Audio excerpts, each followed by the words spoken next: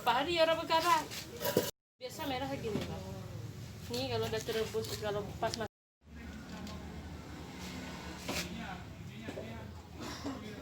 Sederalun, dimulai tahun 1998 silam, usaha Murni Jaya hingga kini masih eksis sebagai penghasil telur bebek asin di Aceh Barat. Pabriknya yang berlokasi di Desa Runding, Kecamatan Johan Pahlawan, bahkan harus memasok ribuan butir telur dari luar Aceh demi memenuhi permintaan pelanggannya. Setiap harinya tidak kurang 1.500 butir telur bebek diolah para pekerja di sini untuk kemudian dijadikan telur bebek asin. Prosesnya dimulai sejak pagi hari dengan pembersihan dan menyortir telur hingga kemudian dianginkan. Tahapan selanjutnya adalah yang utama, yakni membalut seluruh bagian telur bebek dengan sekam jerami yang sudah dicampuri garam dan air.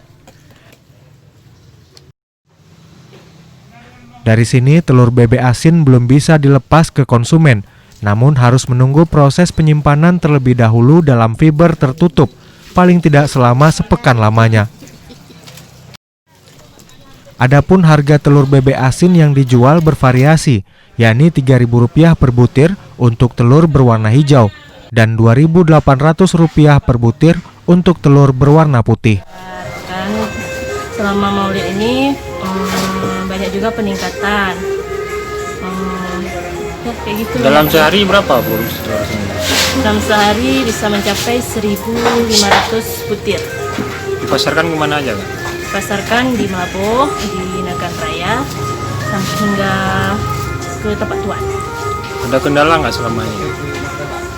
Alhamdulillah nggak kendala, cuman ada kendalanya dari bahan baku, dari bahan bakunya seperti telur bebeknya tuh ini dari luar Aceh karena meningkatnya permintaan.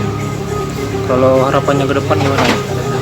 Harapannya ke depan ya pemerintah kita menyediakan seperti budidaya telur bebek itu. Itu aja. Di sisi lain, telur bebek lokal diakui kurang mendapat minat konsumen, bukan saja karena tingginya harga jual, tetapi ukurannya yang lebih kecil serta isi telur yang tidak berwarna merah. Dari Melabuh, Yulham, Serambi On TV.